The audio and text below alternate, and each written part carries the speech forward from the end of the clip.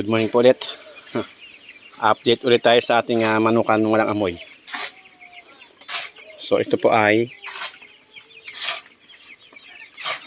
third week. Haharbisan niya yung katapusan. Yan.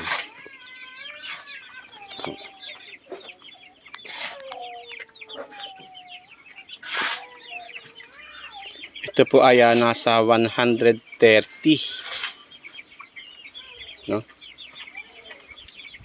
Kasi ang binili ko yung 120, may dagdag ng 10.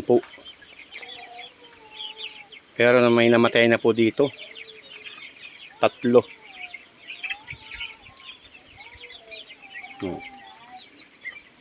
Sila po ay may 1 kilo na.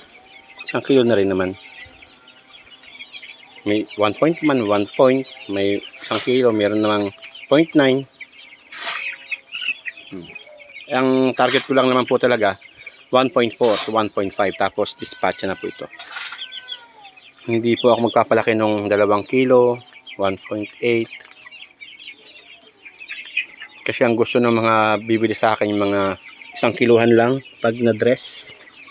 Ito naman po yung aking second batch, pangalawang linggo nila. No? Yan o. Kakakain lang nila.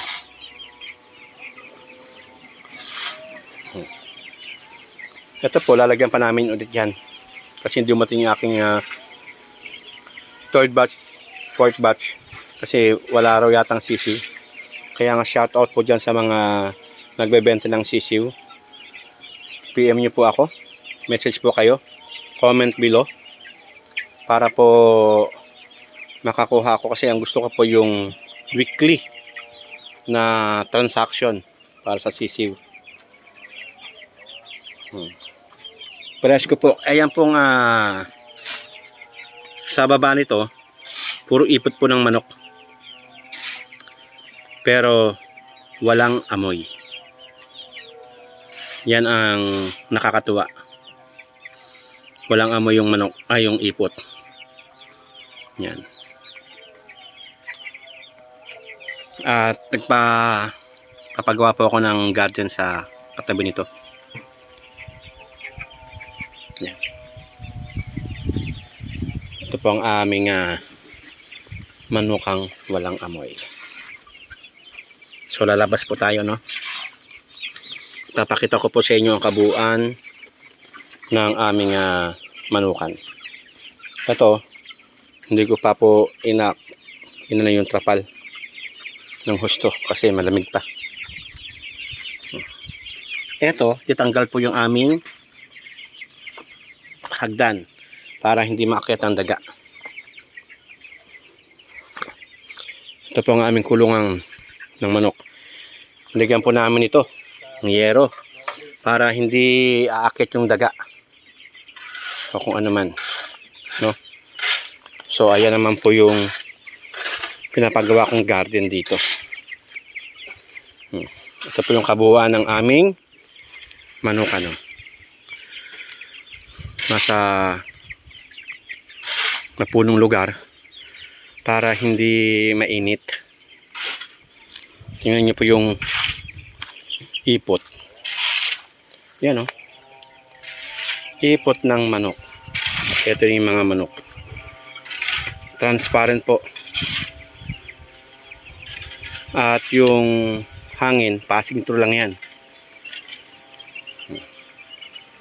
Oo. Yan. Para yung mga ipot nila, pag okay na yan, diretso na rito sa aming maliit na garden. Kasi ang palayan na po yan eh. Ito yung ginagawang bahay. Hindi na kaya toti. Ayan naman po yung kubo ko.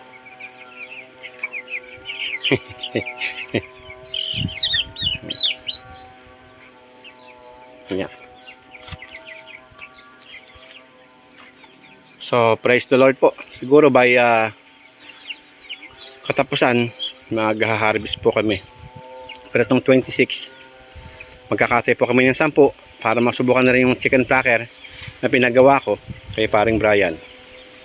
Kaya shoutout ulit dyan sa inyong lahat. Tulog oh. Ang mga sisi, mga manok na pala to. Ayan oh.